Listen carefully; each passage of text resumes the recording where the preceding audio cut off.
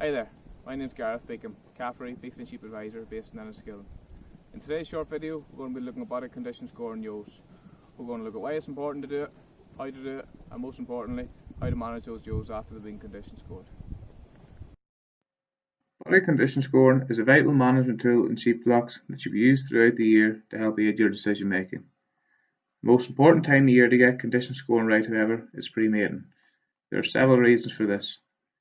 It will maximise ovulation rate, hence optimising lamb numbers. It will improve embryo survivability, hence decreasing the number of barren ewes. It will reduce the risk of metabolic diseases in the flock. And it will also help to ensure that ewes go into late pregnancy and early lactation in good body condition score, hence increasing colostrum, milk production and improving lamb weaning weights. After you wean and dry off your ewes, ewes should be physically condition scored and batched accordingly.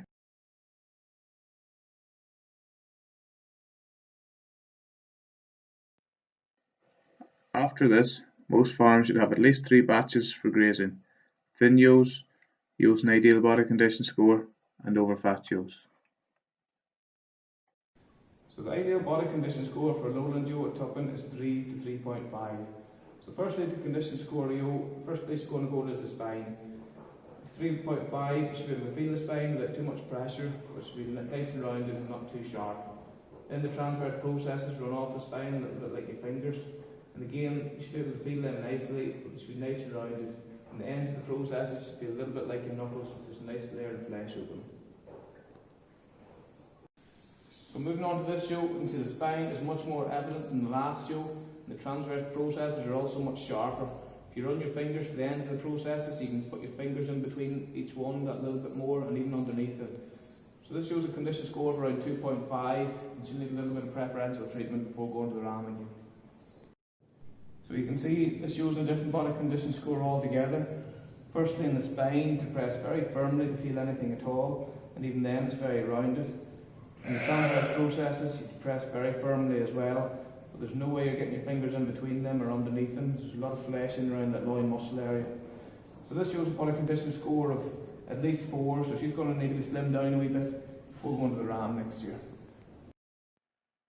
So after assessing the body condition score in ewes and batching them accordingly, the important bit now is to manage these ewes in a way that ensures they are the correct condition score going to the ram again.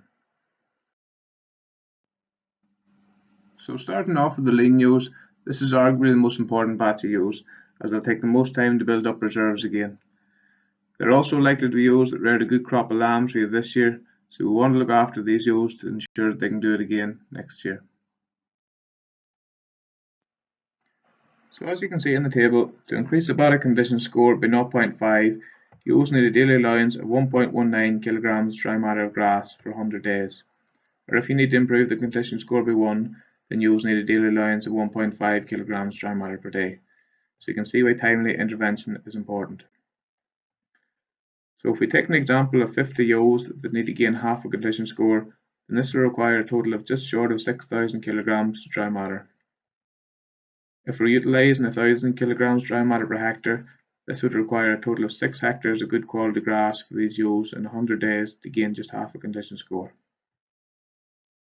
If this grass isn't available, or if there isn't enough time to correct condition score with grass alone, then concentrate would have to be provided to these ewes. Whilst it may seem extreme to feed concentrate at this time of the year, don't forget that if condition score isn't corrected now, it is likely to deteriorate further once ewes go in lamb and forage quality drops throughout the winter. So correcting condition score now is a much more efficient exercise than trying to do it later in the year when it'll become much more challenging to do so. Moving on to ewes that have held their condition well throughout the spring and are already in a nice condition. It's important to keep these ewes in this condition and avoid any drastic changes in diet or condition score. In the past, these ewes often would have been left to lose a bit of condition now in order to flush them again and build reserves pre-mating. This, however, adds undue stress to the ewe and isn't necessarily the most efficient use of resources.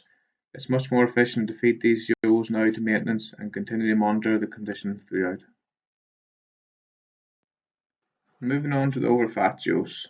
Whilst it may not seem as big a problem, these ewes also have the potential to give you big problems next spring if they're not slimmed down a bit before going to the ram. For starters, they are not likely to be as prolific as a ewe in the right condition. They become inefficient at mobilising their own reserves, which can lead to poor colostrum and milk supply in the spring.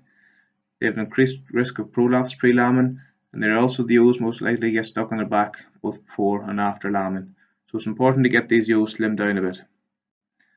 In order to do that, they can be highly stocked in some poor quality grazing, or alternatively, if that isn't available, they can be used as a useful tool around the farm to clean out paddocks after other ewes or lambs and graze fields down a lot tighter than you usually would with other stock.